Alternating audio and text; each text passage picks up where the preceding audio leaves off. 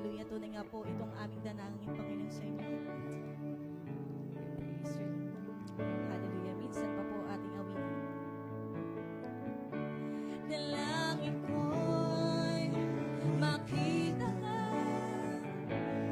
nais mapagmasdan ang iyong mukha. Hawiin mo ang ulan, nais masilayan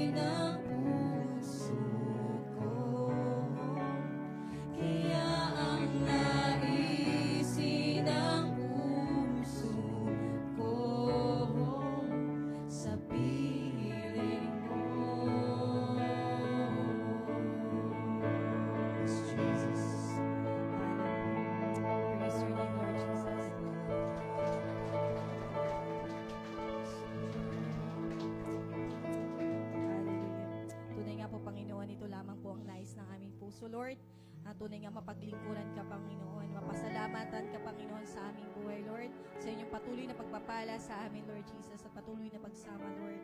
Tunay nga po, Panginoon, ito lang nais ang aming kaluluwa, Lord. Mapaglingkuran ka po, Panginoon.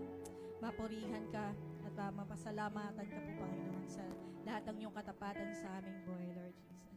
Praise your name, Lord.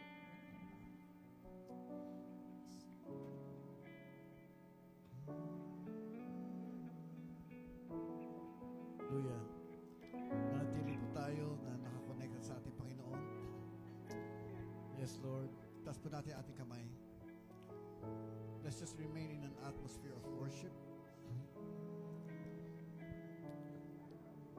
Panginoong Jesus, you are welcome in this place this afternoon. Lord, anumang mga bagay sa aming buhay na magulo o nakakadulot na kabigatan, anumang kapaguran namin itong buong linggong ito, O Diyos, we set them aside and we want to take time out today and just to be with you. Nais lamang po namin, Panginoon, na makapiling ka po sa oras pong ito at sa pagdulog po namin sa inyong dakilang presensya. Lord, muli niyo pong yakapin ang bawat isa ng inyong pong pagmamahal. Ipadama niyo po, O Diyos, ang inyong makapangyarihan at punong-puno ng pagmamahal na presensya ninyo sa bawat isa. Comfort your people today through your Holy Spirit. Lord, palakasin niyo po muli ang kalooban ng bawat isa na napanghihinaan. Hindi lamang po, Lord God, sa lugar na ito, kundi sa kanila na rin po mga tahanan, Lord God, na nanonood sa mga sandaling ito. At Lord, yung may mga katagumpayan naman, we thank you, Lord God, for you are always with us. Lord, you rejoice over us with singing, O Lord. Hallelujah. Salamat po, Panginoon, anumang sitwasyon ng aming buhay, nariyan ka po palagi, kasama ka po namin, Panginoon, katulad ng inyong ipinangako. So Lord, sa oras pong ito, hayaan niyo po, nawa ang aming pong papuri, pagsamba, na galing sa aming mga puso, ay lumapat din po sa inyong puso. We thank you, Lord, we honor you, we magnify you, and we glorify you. Hallelujah. This we pray in the mighty name of our Lord and Savior, Jesus Christ. Lahat po ay magsabi na Amen. Amen. Amen. Palakpak isa po sa ating buhay na Diyos. Hallelujah. Can we sing that chorus one more time?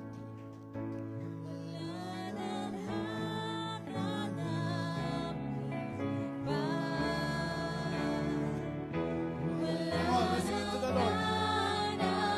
Yes, Lord. Wala na po iba. Kayo lamang, O Diyos.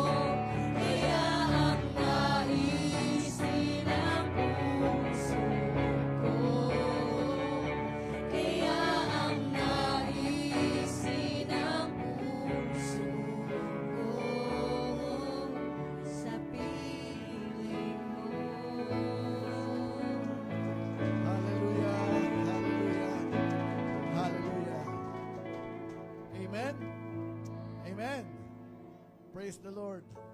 Alam niyo, maraming bagay tayong ninanais sa ating buhay. Tama po? Yung iba, nagnanais na magkaroon ng sariling bahay at lupa. Wala Amen. naman po problema doon. Amen. Yung iba naman, dati, bisikleta lang, naging e-bike, naging motor, tapos gusto mo na talagang sasakyan para, alam mo yun, mas safe kung kasama mo ang buong mong pamilya. At kung ano-ano pa. Amen po. Pero anumang bagay dito sa mundo, mga kapatid, lahat pong yan ay hindi talaga lubos na makakadulot ng tinatawag na kaligayahan po sa atin. Amen? Yes, to some degree, may kaligayahan kung meron ka sariling bahay at lupa, hindi ka na mangungupahan, sariling sasakyan, hindi ka na makikipagsikuhan sa EDSA o kung saan ka man nagtatrabaho. Pero yung makapiling mo ang Diyos, yon ang talaga makakatulot sa atin ng tunay na kapayapaan, tunay na katiwasayan, at tunay na kagalakan. Amen? Amen? Amen. Hallelujah. Palakpakan po natin ating Panginoon. Naalala ko, sabi ni David, katulad ng isang usa, as the deer pants for the water. Kung ano daw ang usa na nauuhaw sa tubig, ganun daw po ang kanyang kaluluwa para sa ating Panginoon. Nawa, ganyan po tayo, hindi lamang tuwing linggo, kundi araw-araw na ating buhay.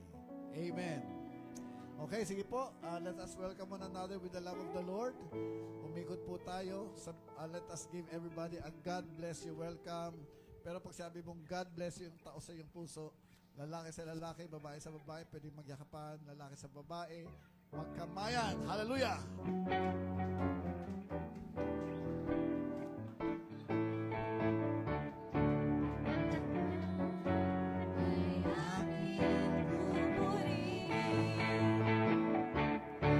Panginoon ay ating dakilain, walang katulad ang pag-ibig niya. Siya'y laging tapat, walang kapantay ang Panginoon.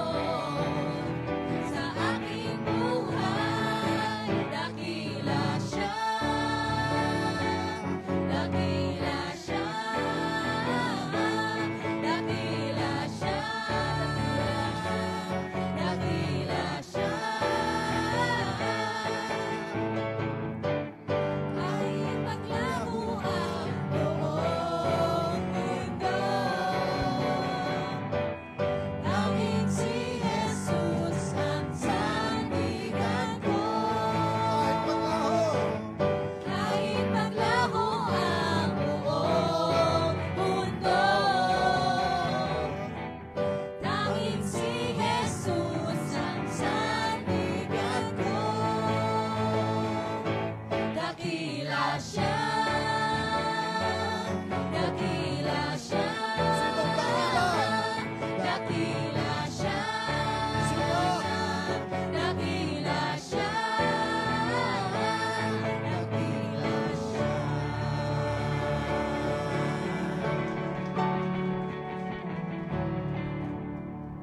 Pwede bang sabihin mo sa katabi mo, sa kaliwa o sa kanan, sabihin mo, mas dakila si Lord sa problema mo. O sa kabila naman, sabihin mo, mas dakila si Lord sa pagsubok sa buhay mo. Naniwala kayo doon? At dahil dakilang ating Panginoon, tayong lahat ay may tagumpay sa Kanya. Amen! Praise God, praise God. Sige po. Salamat, worship team. Hallelujah.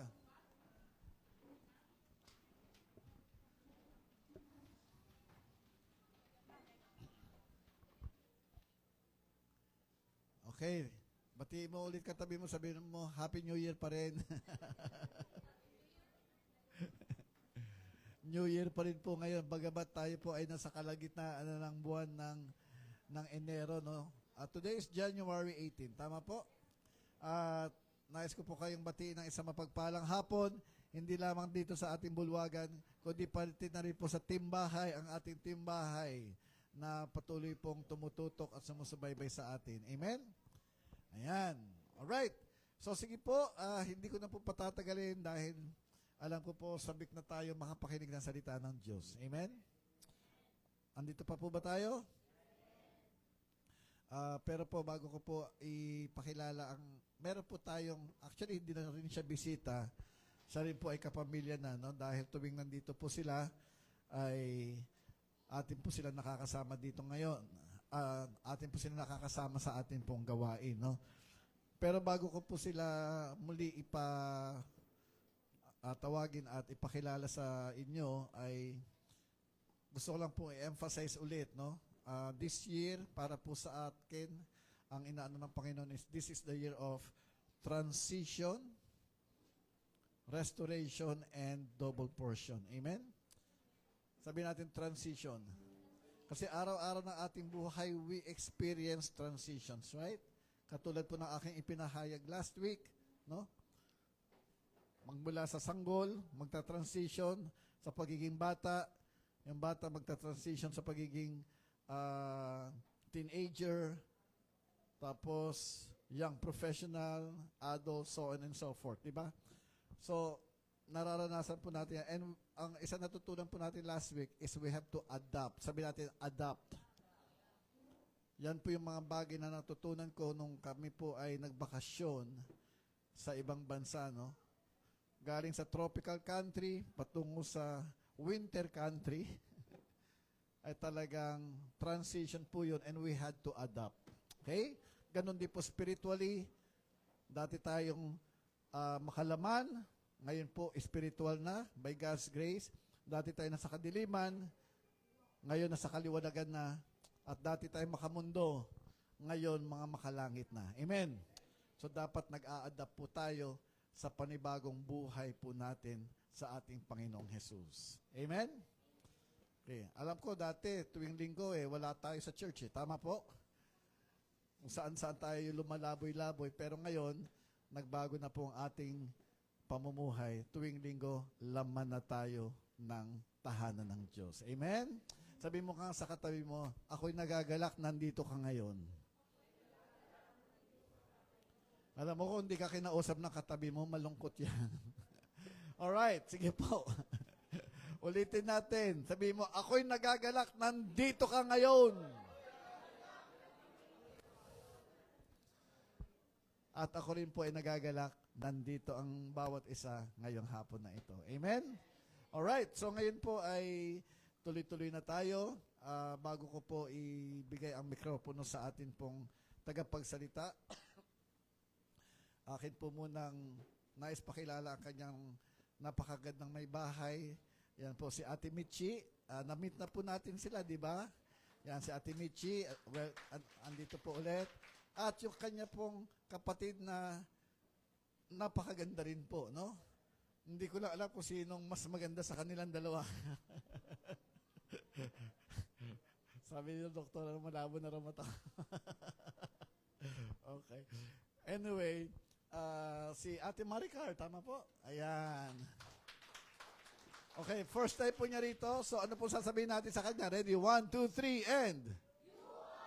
Welcome. Palakpakan natin ating Panginoon. Okay, so ngayon po, gusto ko na pong ibigay ang mikropono. Okay po. Siya po ay teacher po sa Asian Theological Seminary at base po siya ngayon sa Thailand. Sila pong pamilya. Let's welcome in our midst Dr. Nelson Estrada. Welcome po, Doc.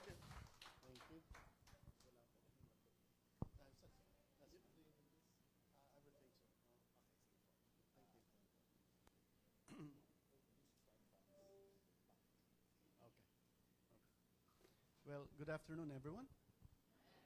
Smile, please. Smile. Smile.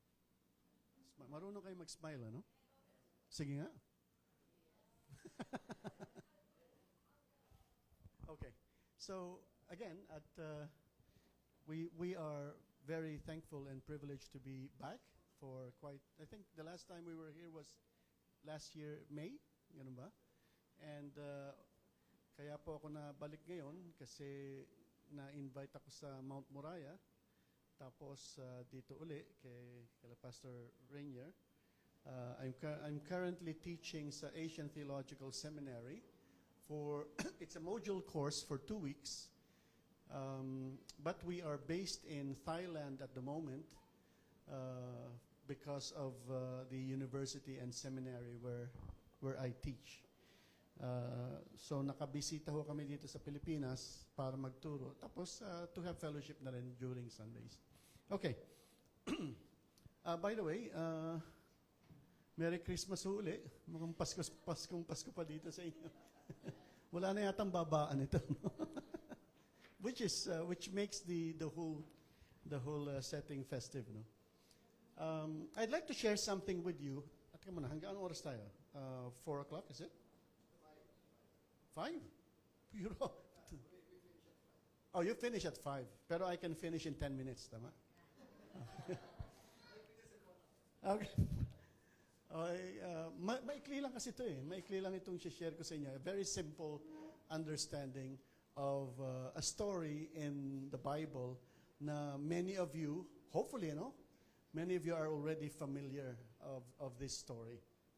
So I've entitled this At My Gate kasi something that probably we have neglected to see in this parable. Sige, babasahin ko, no? Basahin ko muna yung text siguro. Tama ba? It's already on.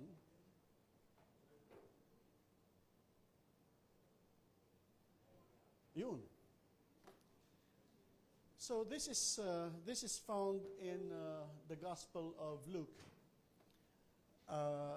Ito ho yung story of a rich man and the poor man named Lazarus. So let me read it for you. I will be reading from the New International Version. Siguro tatabi ako para makita niyo sila. So babasahin ko tapos sabihin niyo kung familiar kayo sa story, no? There was a rich man who was dressed in purple and fine linen and lived in luxury every day. At his gate was laid a beggar named Lazarus, covered with sores and longing to eat what fell from the rich man's table. Even the dogs came and licked his sores. The time came when the beggar died, and the angels carried him to Abraham's side. The rich man also died and was buried. In Hades, where he was in torment, he looked up and saw Abraham far away, with Lazarus by his side. So he called to him, Father Abraham, have pity on me and send Lazarus to dip the tip of his finger in water and cool my tongue because I am in agony in this fire. Then the next slide. There. But Abraham replied, Son, remember that in your lifetime you received your good things, while Lazarus received bad things. But now he is comforted here, and you are in agony. And besides all this, between us and you a great chasm has been set in place, so that those who want to go from here to you cannot, nor can anyone cross over from there to us. He answered, Then I beg you, Father, send Lazarus to my family, for I have 5 brothers. Let him warn them, so that they will not also come to this place of torment. Abraham replied, They have Moses and the prophets. Let them listen to them. No, Father Abraham, he said, but if someone from the dead goes to them, they will repent. He said to him, If they do not listen to Moses and the prophets, they will not be convinced even if someone rises from the dead. Ngayon, siguro the obvious question I'd like to ask you is, how many of you are familiar with this story? Narinig niyo na ito? Nabasa niyo na ba ito? Yan. Ano ho ito eh? This is a parable. No? A parable, and Jesus was actually talking to the crowd and his disciples. And then there were also Pharisees and teachers of the law. Nagbigay siya ngayon ng parable. Ang medyo challenging ho dito sa storya na ito, ay yung method of interpretation. May challenging ho yan in a sense kasi paano natin dapat intindihin itong parable na to? Do we take this as literal or do we take this as a parable which makes it figurative? Halimbawa, ang isang challenge ho dito is kapag ka pala napunta ka na sa langit, meron bang pagkakataon na makikita mo yung mga taong nasa impyerno? Nakakagulat ho yun, medyo nakakalungkot. Kung nasa langit ka, kuwari si Pastor Blas, nasa langit, nakita niya si Nelson. Uy, nandun si Nelson sa ilalim. Ganun ba yun? Ito ba, magagamit ba natin ito as illustration about heaven and hell? Marami hong mga pastor, maraming mga teachers, maraming mga churches, ginagamit itong story na ito to teach about heaven and hell. Ang sa akin ho, hindi ho pwede ito. Hindi ho ito katuruan patungkol kung saan ka pupunta. I-explain ko ito sa inyo mabuti. Unang-una ho, this is a parable. This is not a narrative, no? Or it is not even a teaching about, this is not a teaching about where you will end up after life. Hindi po. So, gagawin ho natin, pag-aaralan ho natin to verse by verse, and then I will explain to you. Sana nga lang, kung nasa classroom setting tayo, pwede ho kayo magtaas ng kamay. Teka mo na, may tanong ho ako. Pero hindi ho pwede. Kasi service ito eh. Kung may tanong ho kayo, mamaya tanongin nyo na lang yung pastor nyo. Yung nakaalis na kami, nakauwi na ako, pwede ho yun. Siya na yung pagtatanongin niya. So ganito ho, no? Nagkwento si Jesus dahil meron siyang turuan, gustong turuan ng mga taong nakikinig. Sabi niya, nagkwento ngayon siya. There was a rich man who was dressed in purple and fine linen and lived in luxury every day. Ibig sabihin nyo yan, kung matitignan nyo, the way the story is introduced, no? The way the story is introduced, kaya dapat pala hindi ako sumusunod yung camera. Ako ho kasi, may ADHD ho ako. Lakad ako ng lakad. So, kailangan yung cameraman nyo meron ding ADHD. Para gano'n siya lang. So, sabi niya, meron daw mayaman na tao who was dressed in purple and fine linen and lived in luxuries every day. Ngayon, may tatanong ako sa inyo. Ano ho ang pangalan ng mayaman na tao?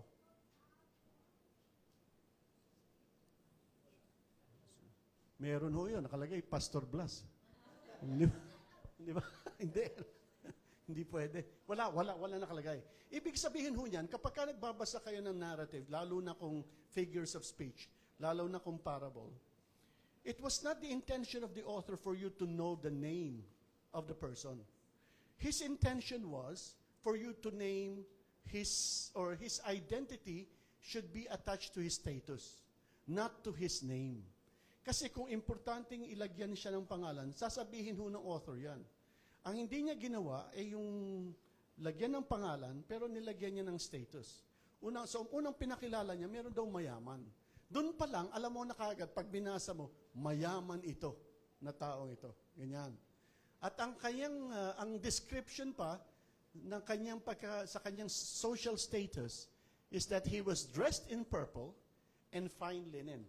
So, as an interpreter, as a reader of the text, during that day, kapag ka ang suot mo ay kulay purple, pangmayaman lang pala yun. Tsaka fine linen. Pagka sako ang dala mo, damit mo, hindi yung mayaman yun. Ang mayaman is normally the color of royalty, pwede mong i-deduce yan dito, color of royalty is purple and fine linen. He is a rich man, dressed in purple and fine linen. And, hindi pa tapos doon, and lived in luxury every day. Yan, medyo descriptive yan, ano? Anong ibig sabihin nun? Ibig sabihin nun, baka marami siyang slaves, marami siyang servants, meron siyang mga malaking, cattle, wala naman ho kasi mga sasakyan nun pero marami siyang servants, mga ganyan. Malaki ang bahay niya. Yun ang introduction nitong story. Huwag niyo kakalimutan yan, ha? nag-introduce si Jesus ng ganitong storya. Right after the description of a rich man, meron namang sumunod. Tapos hindi, may description pa. Sabi niya, at his gate was laid a beggar named Lazarus, covered with sores, and longing to eat what fell from the rich man's table. Even the dogs came and licked his sores. Maganda ho ito. Tingnan niyo nangyari.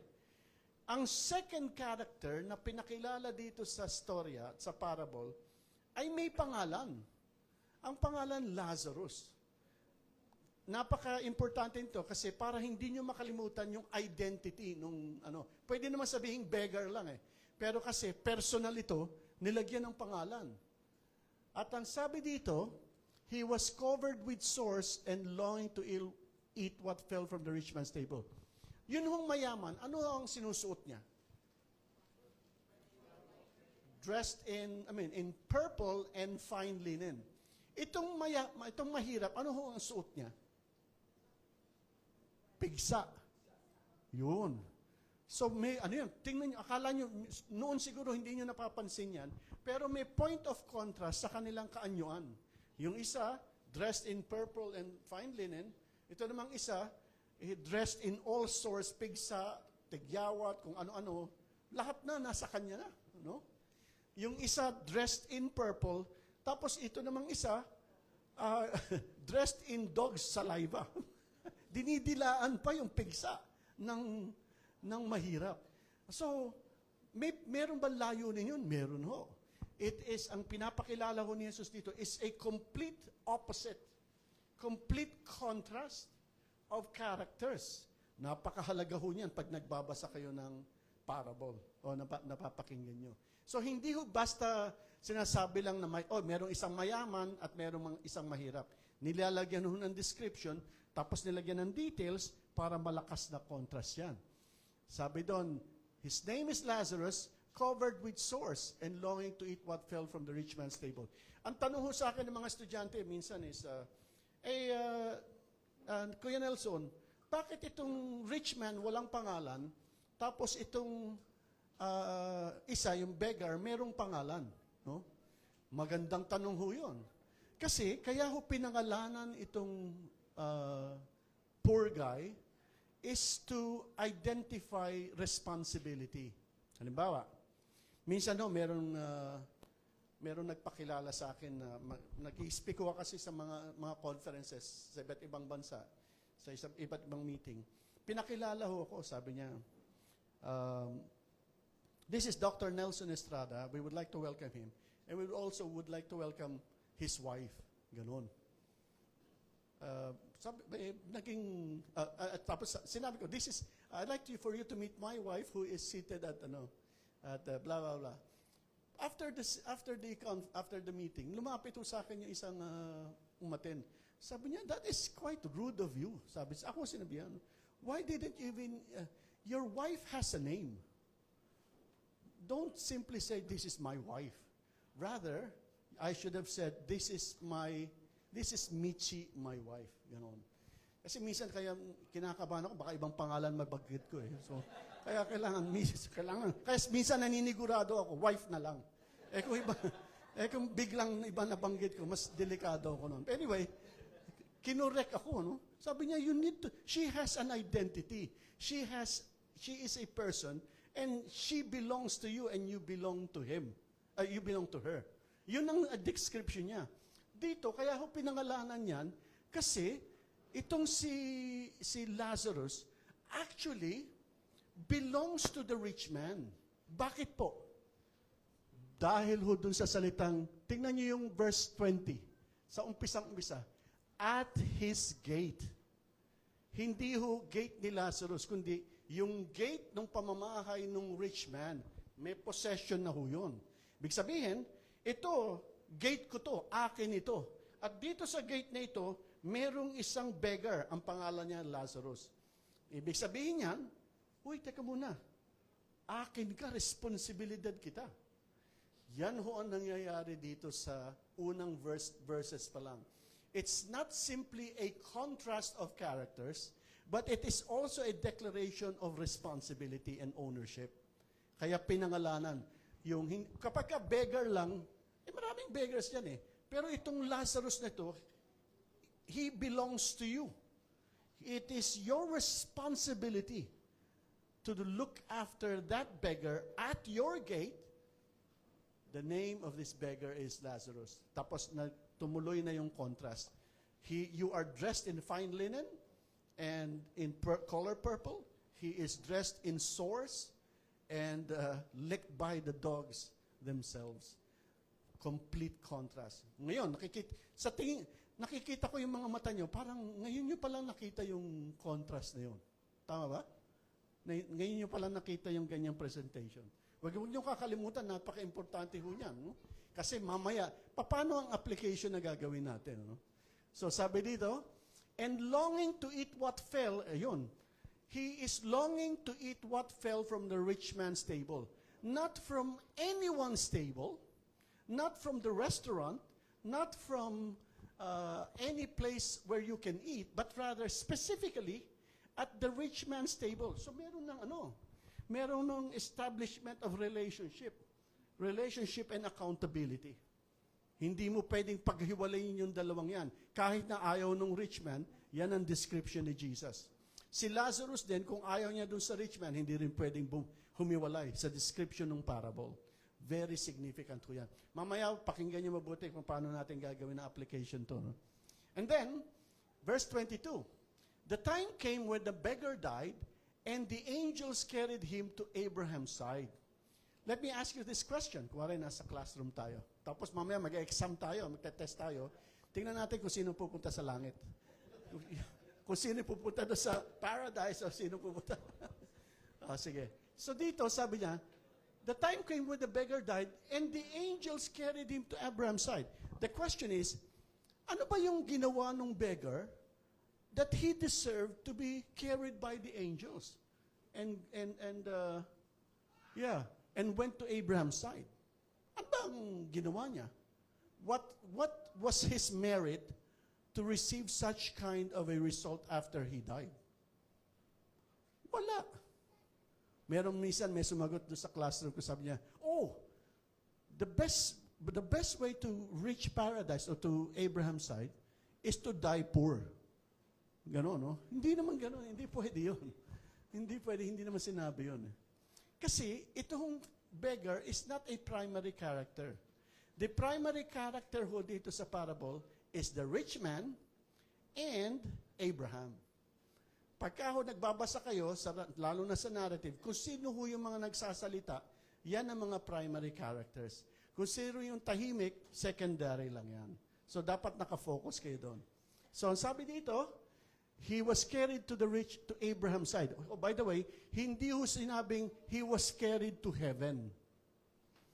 Kapag ho hindi sinabi ng text, huwag niyong papalitan yung mga phrases, sasabihin niyo, he went to heaven. Hindi ho sinabi yon.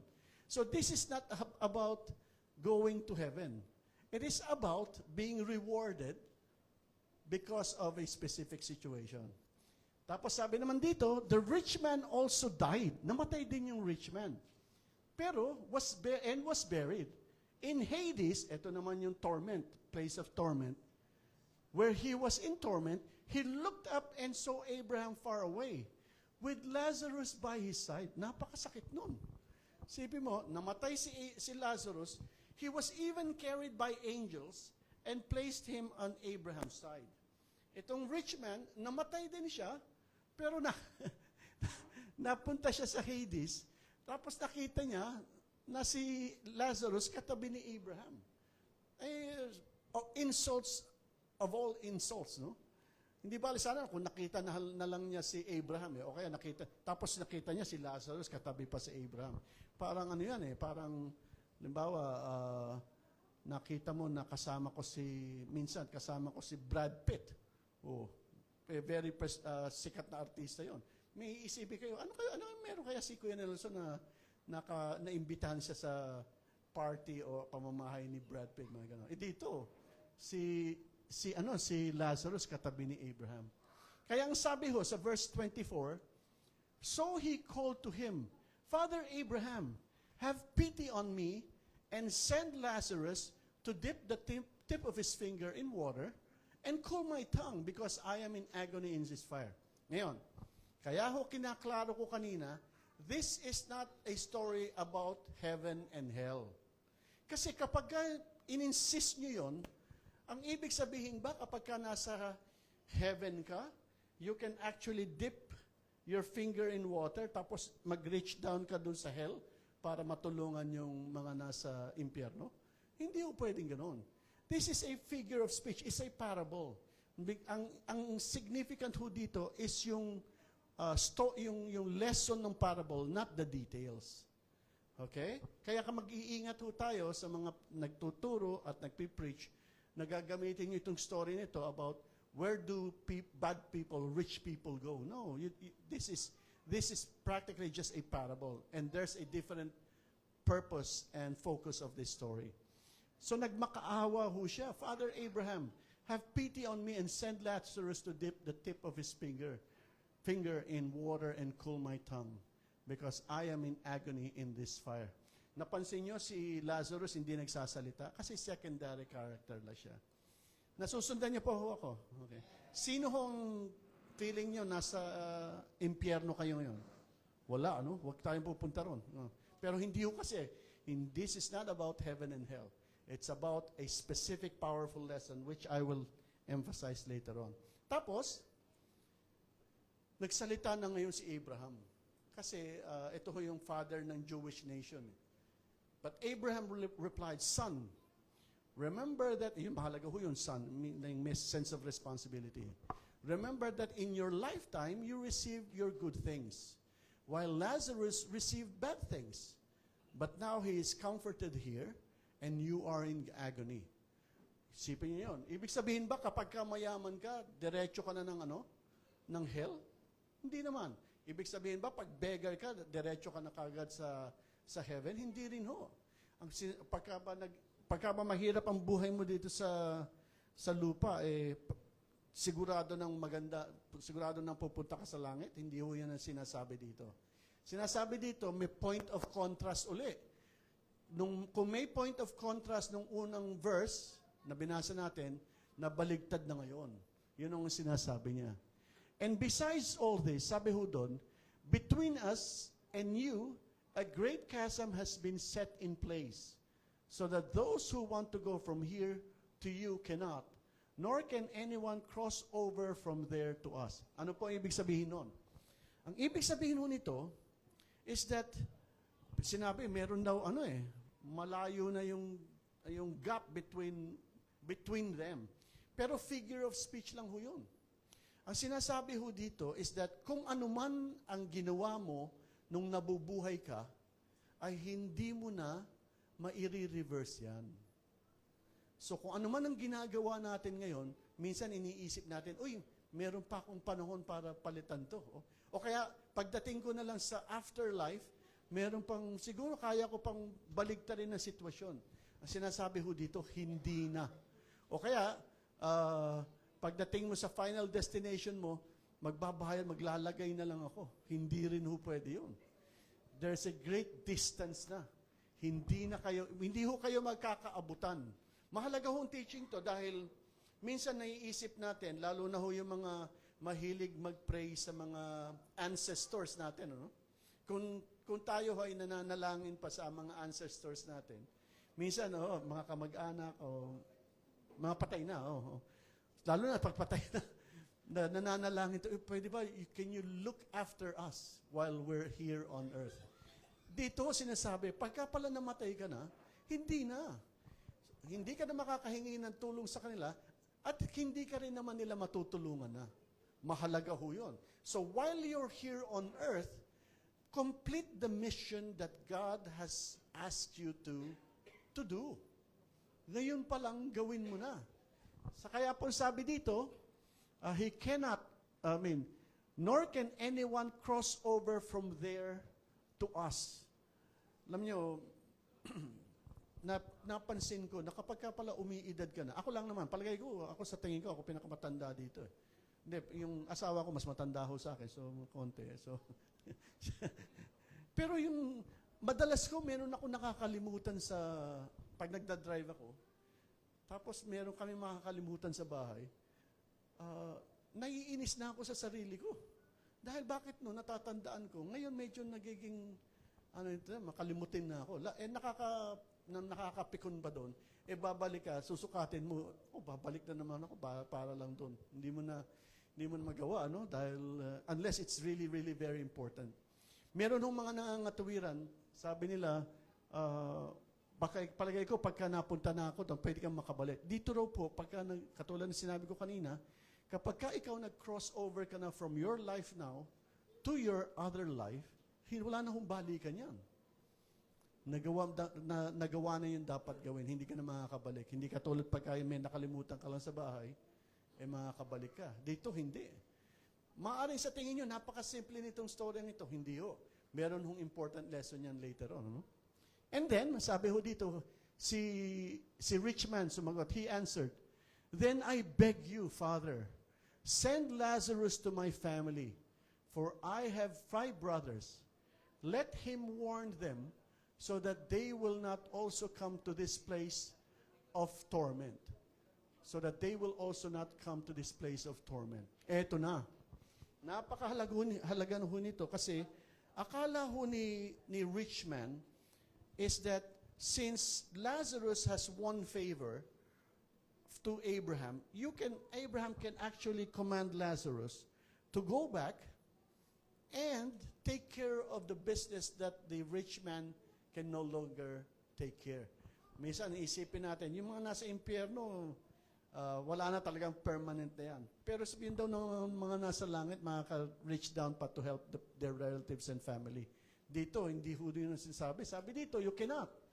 You cannot sabi mo, I beg you, Father, send Lazarus to my family, for I have 5 brothers. Now, sino ho dito ang meron pang mga kamag-anak sa pamilya na hindi pa nakakakilala sa Panginoon? Meron pa ba? Meron pa. Meron pa, no? Medyo nakakalungkot yun. Pero alam nyo ba, the responsibility doesn't simply rest on Pastor Blas or the church. The primary responsibility rests on you. At tandaan niyo, kapag ka hindi ho nyo inasikaso yung kanilang possible salvation of hearing the gospel now, then it will be really too late. Siguro iniisip nyo, hindi balik, Kuya Nelson, when I get to heaven na lang, I'll try to find ways to convince the angels or the saints in heaven to minister to my family. Dito ho, hindi pwede. Wala na rin ho yun.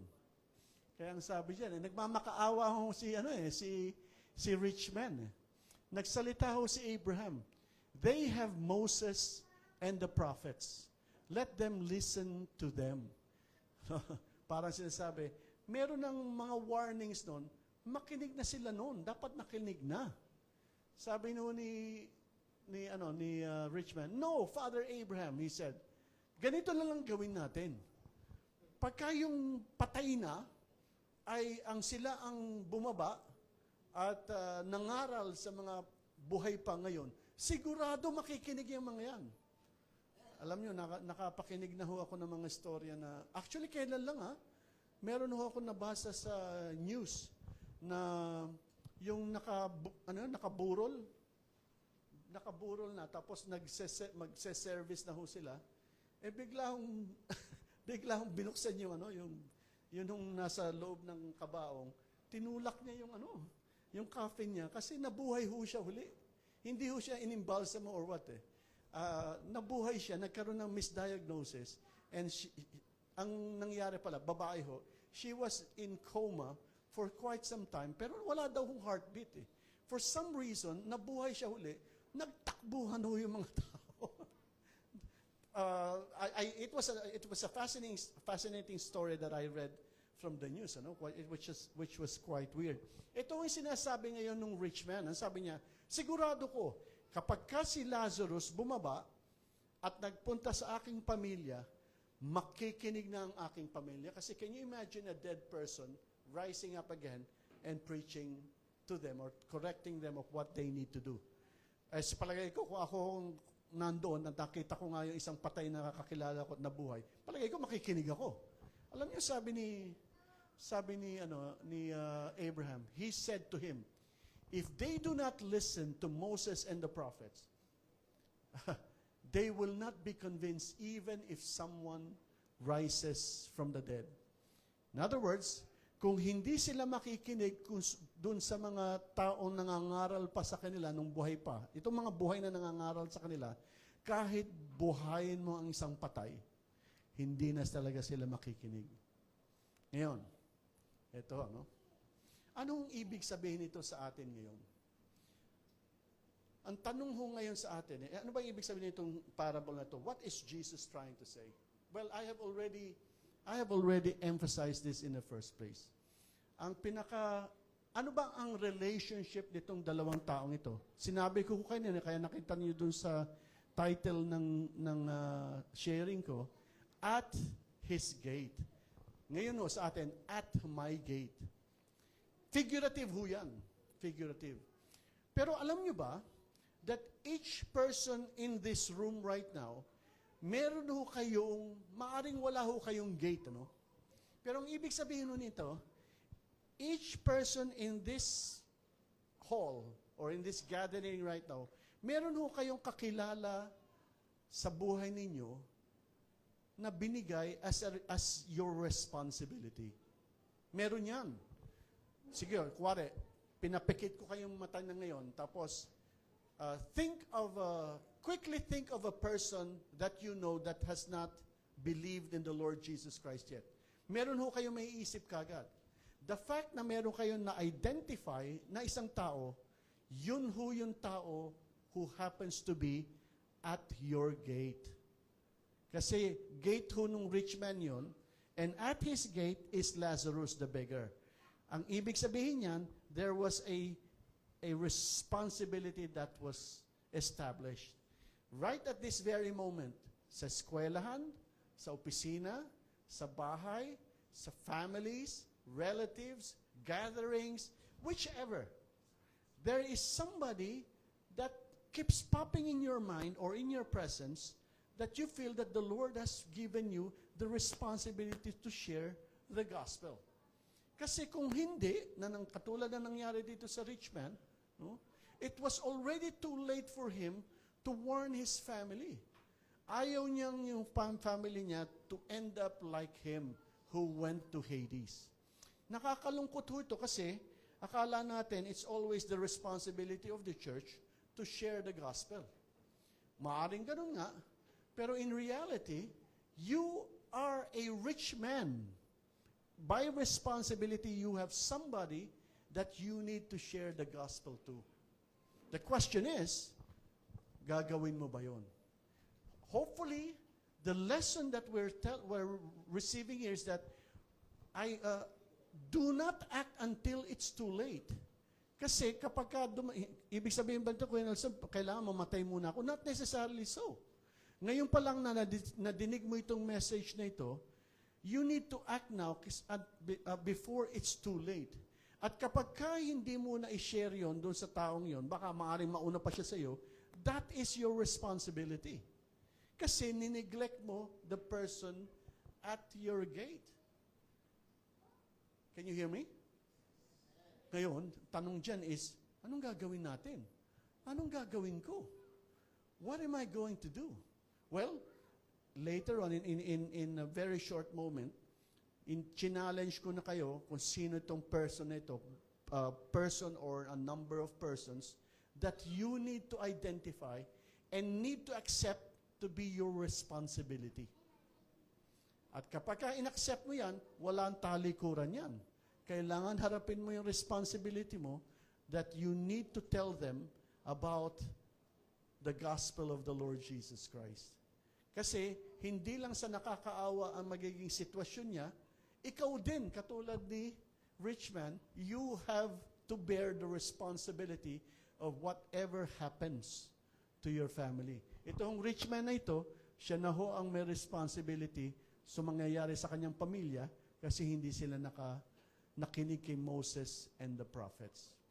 So I'm going to challenge you. Like I said, I'm not going to prolong this sharing this morning. I'm going to ask everyone to stand. Let's stand. Let's stand. And then, you close your eyes. Close your eyes with me. Walang maghihilik, ha? Just close your eyes, and I'll give you a few seconds, no? A few seconds to identify 5 people. 5 people that the Lord impresses upon you to be, which you feel is your responsibility to make them know make them known of the gospel of the Lord Jesus Christ. So we will keep silent for a while, for a few seconds, and identify names and picture even in your mind their faces. No? They are your responsibility. And you start naming them in your heart. If it's your mother, your father, your sister, your boss, your student, your employer, your co-employee, think of these people that the Lord impresses upon your heart, because you know that they are at your gate and they are now your very responsibility. And then I will lead everyone in prayer. We will pray for them.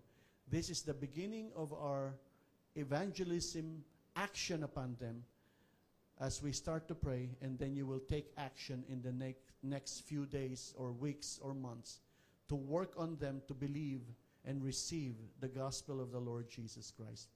So let's be quiet for a while, and then I will lead in prayer.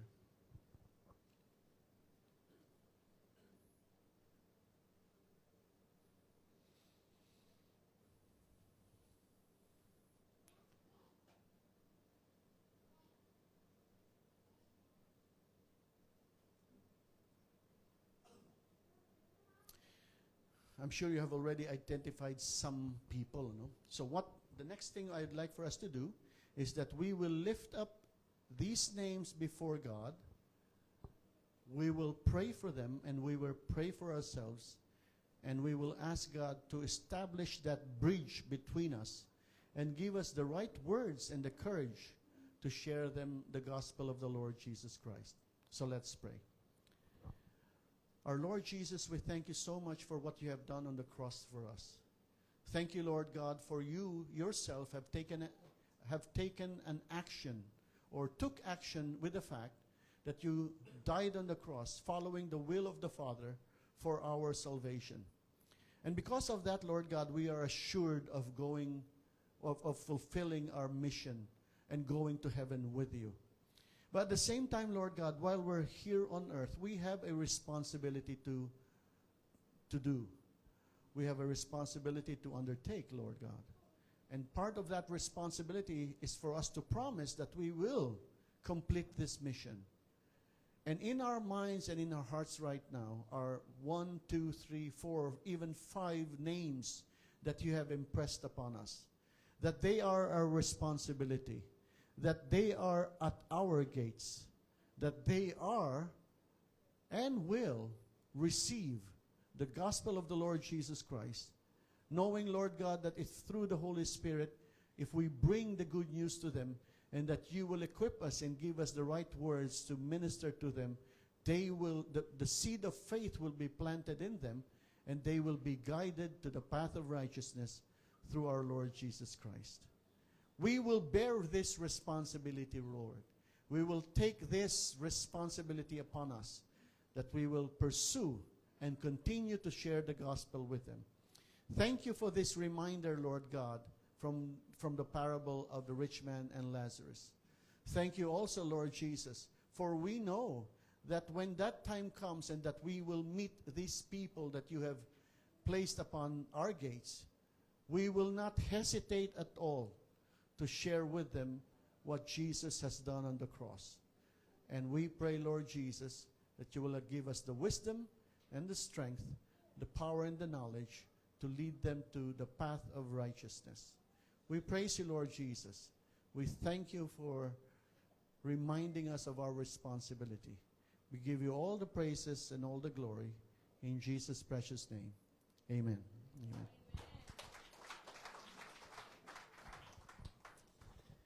Salamat po, Doc Nelson. Sige po, makakaupo na po tayo. Ayan.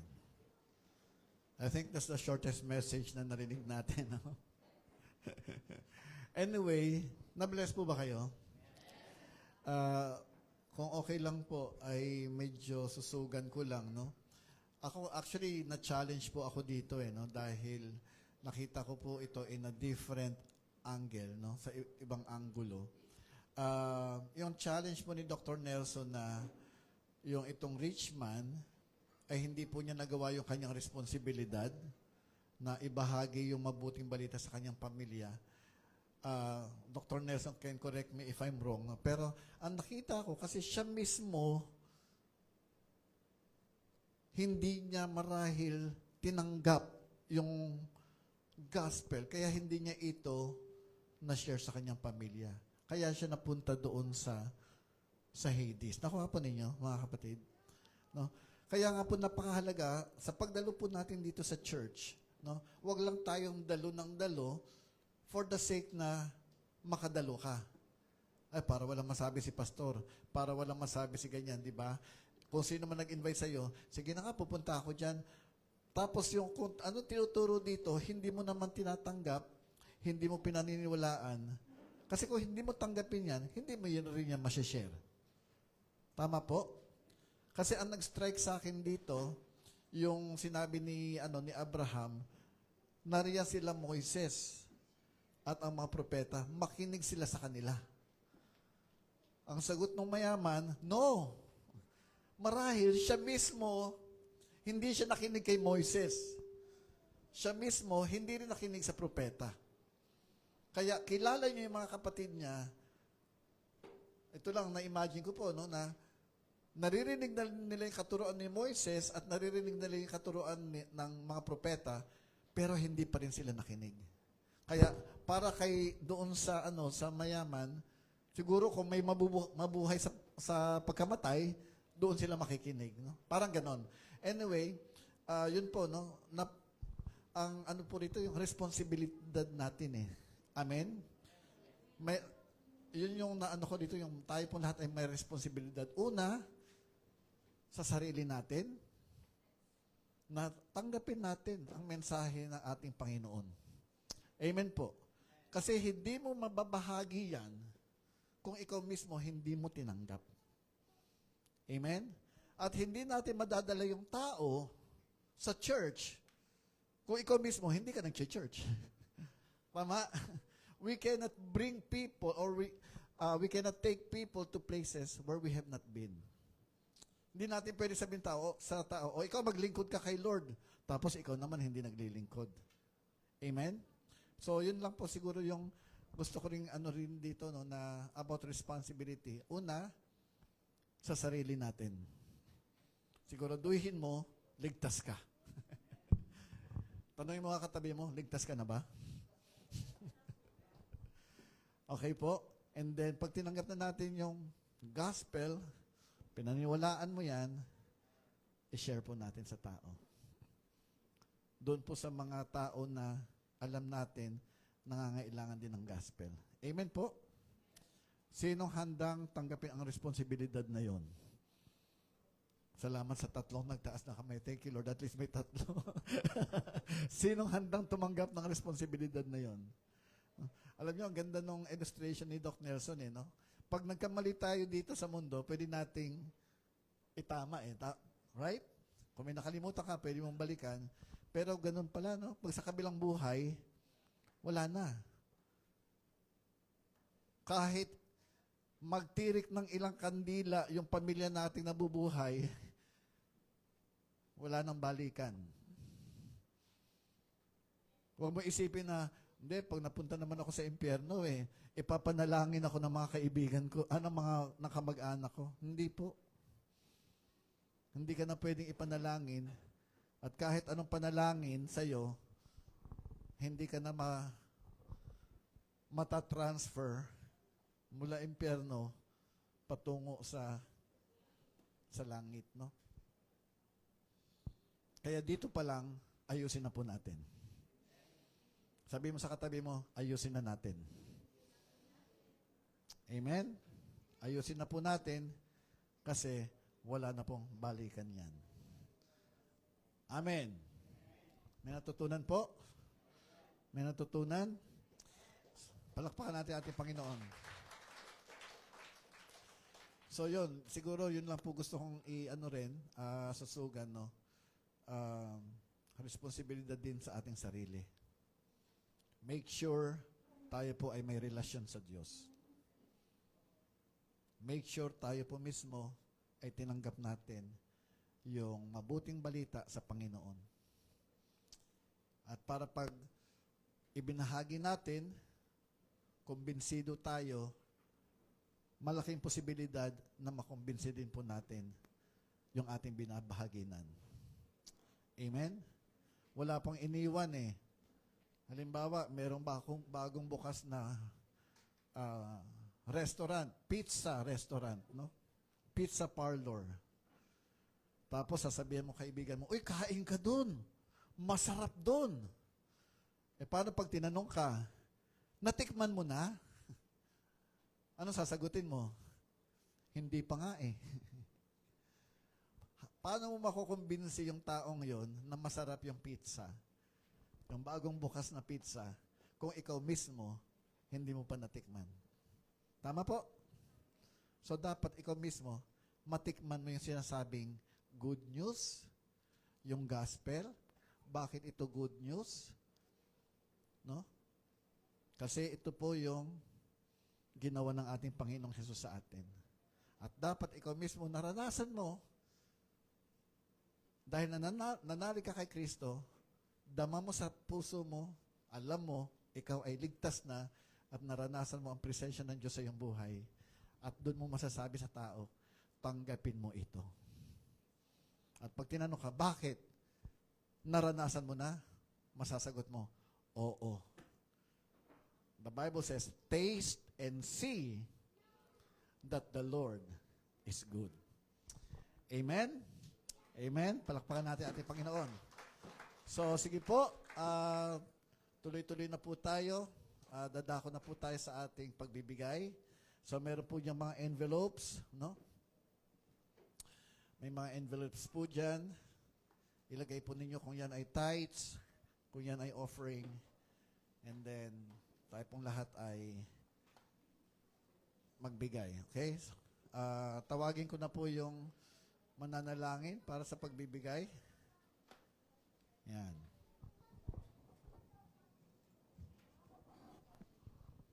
Okay, datako na po tayo sa ating tithes and offering. Yung mensahe po na binigay ni Lord patungkol sa tithes and offering ay makikita po, binigay po sa akin ni Lord sa Proverbs 3, 9 and 10. Kung saan, sabi po doon, honor the Lord with your wealth, with the first fruits of all your crops. Then your barns will be filled to overflowing, and your vats will brim over with new wine.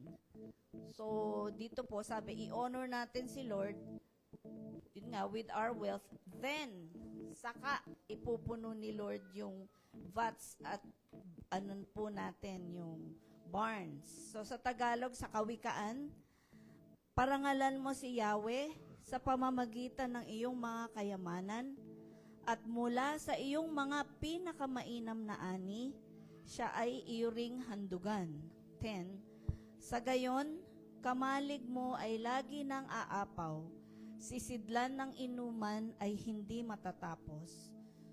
So yung pinaka-message po nung verse na to, yung pagbibigay-pugay po sa Diyos sa pamagitan ng pagbibigay natin ng first fruits ng ating pag-aari or kinita ay nagpapakita na nagtitiwala tayo at kinikilala natin ang Panginoon bilang source ng blessing or bilang pinagmumulan ng biyaya na sinundan ng pangako ng kanyang masaganang pagpapala sa ating mga ani at kayamanan.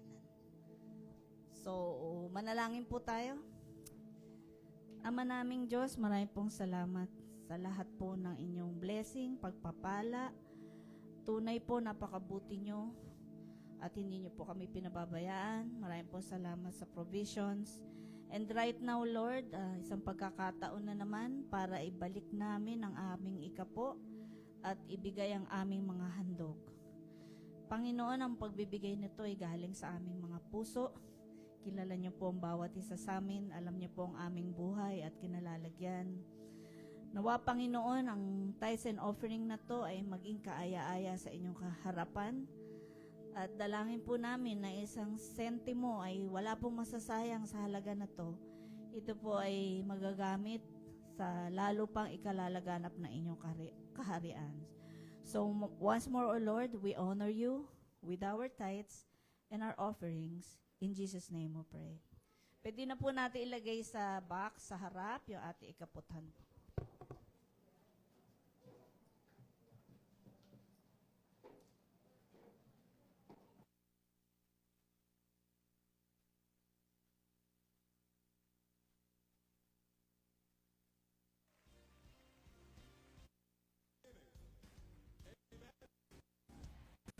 Sing a song about giving.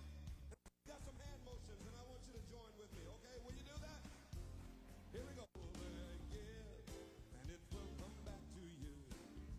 When you give to the Lord. Help me out now. Here we go. Alright. So, Timbahay, I think nakasulat na po sa comment section ang atin pong GCash number. So, pwede nyo po ipadala ang inyong tithes and offering sa pamamagitan po ng GCash. And if you want the bank account, you may message me personally at ibibigay ko po yung ating bank account number. Sige po, tayo pong lahat ay tumayo.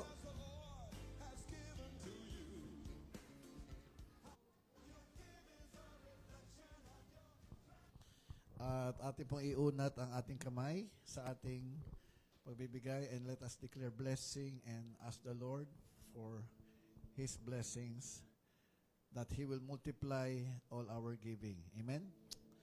Hallelujah. Lord, maraming pong salamat sa hapon ito. We thank you, Lord God, for the truth that we have heard this afternoon.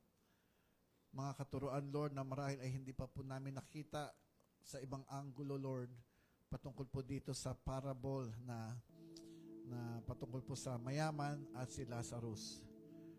Lord, dalangin ko po yung mga punto na naipahayag ngayon, yung responsibilidad, Lord God, ay ito po, tunay nga pong akuin po namin, lalo na po patungkol po sa pagtanggap ng inyong pong mabuting balita. Unang-una sa aming buhay, na kami po mismo ay maniniwala, Lord God. At sa pagtanggap po namin ito, maranasan po namin ang katotohanan ng inyong salita. At ito po ay maibahagi rin po namin sa mga tao sa aming paligid, Lord God. Unang-una sa aming kanya-kanyang pamilya, kamag-anak, mga kaibigan, at mga nakakasalamuha, Lord, araw-araw ng aming buhay. Nang sa ganun, Lord, pagdating po ng panahon na kami ay haharap sa inyo at kami po ay magsusulit, masasabi po ninyo po sa amin, well done, good and faithful servant, dahil nagawa po namin ang aming responsibilidad sa tulong po ninyo sa inyong grasya at biyaya. Salamat po, O Diyos, at tinataas po namin ang pagbibigay na ito. Bless this, Lord God, and multiply it. At alam po namin, may kakayanan ka pong ibalik ito sa bawat isa sa pamamagitan ng pagbasbas, pag-bless sa aming kanya-kanyang trabaho, aming kanya-kanyang negosyo o anumang kabuhayan. Ibabalik niyo po ito, Lord God, ng hustong takal, siksik, liglig, at nag-uumapaw. We thank you, Lord God, at itataas ko po ang inyong bayan. Hallelujah, hindi lamang sa lugar na ito, kundi pati na rin po sa mga nakatutok at nanonood po sa live stream na ito. Taas po natin ating kamay sa Panginoon. Lord, I declare the blessing of God and the blessing of heaven upon each one, spirit, soul, and body, materially and financially, Lord God. Lukuban niyo po kami ng inyong banal na dugo. And I declare, Lord God, walang sakit karamdaman, walang sakuna, walang disgrasya, O Diyos. Pati kamatayan, Lord God, ay magiging malayo sa aming kanya-kanyang bahay at kanya-kanyang buhay, Panginoon, dahil po sa inyong protection. Thank you, Lord God, and dismiss us in your love today.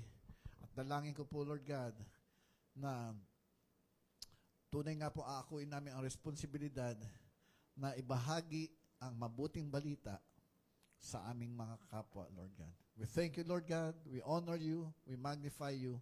Tanggapin niyo po lahat ng kapurihan, kataas-taasang pagsamba, parangal at papuri, dahil kayo lamang karapat-dapat tumanggap ng lahat ng ito. Ito po ay aming samot dalangin sa pangalan ni Kristo Jesus. Lahat po ay magsabi ng Amen and Amen. God bless you all. And see you again next week in Jesus' name. Amen?